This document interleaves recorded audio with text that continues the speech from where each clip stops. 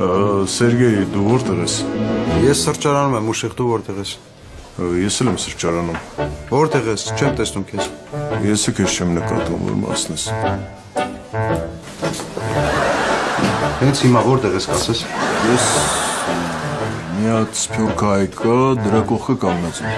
Դու որտեղ ես։ Ես էլ մի հատ սև շորերով դիրիժոր կա, դրա կողքն եմ կանգնած։